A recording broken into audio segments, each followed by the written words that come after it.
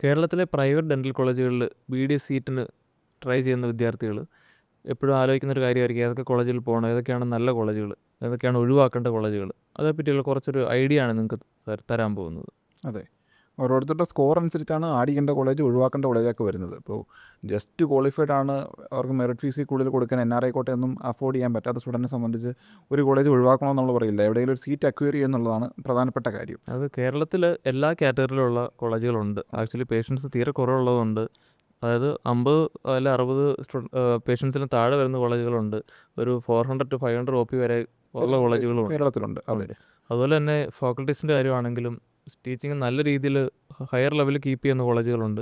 അതുപോലെ തന്നെ ജസ്റ്റ് പേരിന് സ്റ്റാഫിനെ അറേഞ്ച് ചെയ്ത് പഠിപ്പിക്കുന്ന കോളേജുകളുമുണ്ട്. അതുപോലെ തന്നെ നമുക്കൊരു സ്കോളർഷിപ്സ് കിട്ടുന്ന കോളേജുകളുണ്ട്, സ്കോളർഷിപ്സ് കിട്ടാത്ത കോളേജുകളുണ്ട്. ഗവൺമെൻറ് ഫീസിലും നമുക്ക് സ്കോളർഷിപ്പ് കിട്ടുന്ന കോളേജ്. ഞങ്ങൾ കോളേജിനെ റാങ്ക് ചെയ്യാൻ നമ്മൾ അതിൻ്റെ അകത്ത് ഈ പറഞ്ഞ പോലെ നമുക്ക് റൈറ്റ് ഇല്ല. ആക്ച്വലി കോളേജിനെ ഗവൺമെൻറ് ആക്ച്വലി നാക്ക് പോലത്തെ ബോഡീസ് കോളേജിനെ റാങ്ക് ചെയ്തിട്ടുണ്ട്. അതുപോലെ തന്നെ സ്റ്റുഡൻസിൻ്റെ അക്കാഡമിക്സ് അറിയാൻ വേണ്ടി കോളേജിൻ്റെ റാങ്ക് നോക്കി അറിയാൻ പറ്റും. അതുപോലെ തന്നെ BDS കഴിഞ്ഞിട്ടുള്ള PG എൻട്രൻസ്, നീറ്റ് PG എൻട്രൻസിന് റാങ്ക് സെക്യൂർ ചെയ്തേക്കുന്നത്. ഇപ്പം ഇവൻ ദോ കേരളത്തിൽ നിന്ന് first rank, all India first rank secure ചെയ്തേക്കുന്ന കോളേജസ് കേരളത്തിലുണ്ട്.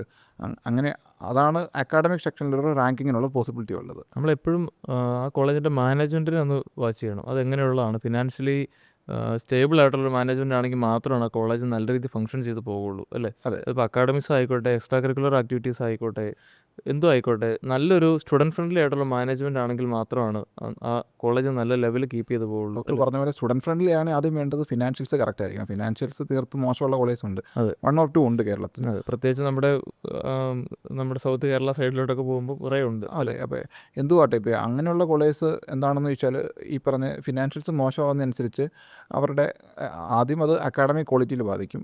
പിന്നെ സ്റ്റുഡൻസിൻ്റെ ഈ പറഞ്ഞ എക്സ്ട്രാ കരിക്കുലർ ആക്ടിവിറ്റീസോ അവരുടെ ഒരു ലെഷർ ടൈമിനെയൊക്കെ ബാധിക്കാനുള്ളൊരു പോസിബിലിറ്റി ഉണ്ട്. അവിടെ കിട്ടുന്നൊരു എൻ്റർടൈൻമെൻറ്റ്സിനോ കാര്യങ്ങളോ അവിടേക്കാണ് ഫണ്ട്സ് കട്ട് ഡൗൺ ചെയ്യാൻ പറ്റത്തുള്ളൂ. അതെ. സോ നമുക്കൊരിക്കലും ഇപ്പോൾ ഈ വീഡിയോ കാണുന്നവർക്കാണെങ്കിലും ആഗ്രഹം കാണാം നമ്മൾ ഏതൊക്കെ കോളേജാണ് സെപ്പറേറ്റ് ചെയ്ത്. നമുക്കൊരിക്കലും അങ്ങനെ പറയാൻ പറ്റത്തില്ല പബ്ലിക് പ്ലാറ്റ്ഫോമിൽ വന്നിട്ട്. ഇന്ന കോളേജിന് ഇന്ന ക്വാളിറ്റീസ് ഉണ്ട്, എല്ലാം ബാഡാണ്.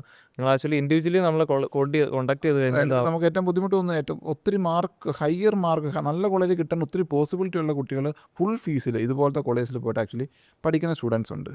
സോ അത് ആക്ച്വലി ഇൻഡിവിജ്വൽ അറ്റൻഷൻ കൊടുക്കേണ്ട കാര്യമാണ്. അവരുടെ നമ്മളെ വിളിക്കുന്ന ആളുകളുടെ സ്കോർ, അവരുടെ കാറ്റഗറി, അതുപോലെ തന്നെ അവരുടെ ലൊക്കേഷൻ, ഏത് ഡിസ്ട്രിക്റ്റ് ആണ്. ഓരോരുത്തരുടെ ക്രൈറ്റീരിയ ഡിഫറെൻ്റ് ആയിരിക്കും.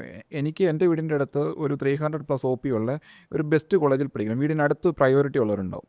ചിലർക്ക് അകലെ പോയി നിൽക്കാൻ താല്പര്യമുള്ളവരുണ്ടാവും.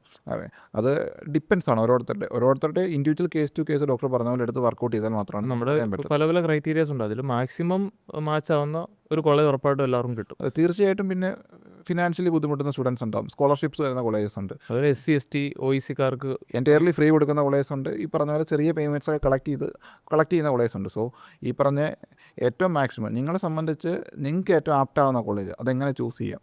നമ്മളിത്ര കേരളത്തിൽ ഈ മുൻ വർഷങ്ങളിൽ ആരൊക്കെ അഡ്മിഷൻ എടുത്തിട്ടുണ്ട്, ഏത് കാറ്റഗറി ആയിക്കോട്ടെ, ജനറൽ ആയിക്കോട്ടെ, OBC ആയിക്കോട്ടെ, SC ST OEC ആയിക്കോട്ടെ, ഇവർക്കെല്ലാം നോർമൽ ഗവൺമെൻറ് വർക്ക് ഫീൽഡിൽ നമുക്ക് എന്തെങ്കിലും ഒരു നെഗോഷിയേഷൻ നടത്താൻ പറ്റിയിരിക്കുന്ന കോളേജ് ഉണ്ട്. അതുപോലെ തന്നെ ചില സ്റ്റുഡൻസിൻ്റെ ഇപ്പം ഇത് കഴിഞ്ഞിട്ട് BDS കഴിഞ്ഞിട്ടുള്ള ഒരു ആംഗിൾ വ്യത്യാസമുള്ളവരുണ്ടാവും. ഇന്ന സ്ട്രീമിൽ പോയിട്ട് PG എടുക്കണമെന്ന് താല്പര്യമുള്ളവരുണ്ടാവും. ഇപ്പോൾ സർജറി ഒക്കെ ആണെങ്കിൽ അതിന് കൂടുതൽ ഫോക്കസ് കൊടുക്കുന്ന കോളേജ്. സോ നിങ്ങൾക്കൊരു അതിൻ്റെ അകത്ത് കൂടുതലൊരു ഇൻട്രസ്റ്റ് വരണമെങ്കിൽ ആ ഡിപ്പാർട്ട്മെൻറ്റിന് കൂടുതൽ ഫോക്കസ്, ഇപ്പം മെഡിക്കൽ കോളേജ് റിലേറ്റഡോ അല്ലെങ്കിൽ ഹോസ്പിറ്റൽസ് ഉള്ള കോളേജ് അതായിട്ട് റിലേറ്റ് ചെയ്യുന്ന കോളേജിലേക്ക് നിങ്ങൾക്ക് അഡ്മിഷൻ എടുക്കാൻ പറ്റും. ഇപ്പോൾ അതേസമയത്ത് വേറെ എന്തെങ്കിലും ഡിപ്പാർട്ട്മെൻറ്റ്സ് ആണെങ്കിൽ അതിന് കൂടുതൽ ഫോക്കസ് കൊടുക്കുന്ന നിങ്ങൾക്കത് അറിയണമെന്നുണ്ടാകില്ല. അങ്ങനെയുള്ള ഡിപ്പാർട്ട്മെൻറ്റ്സ് കൂടുതൽ ഫോക്കസ് ചെയ്യുന്ന കോളേജിൽ നമുക്ക് അഡ്മിഷൻ എടുക്കാൻ സാധിക്കും.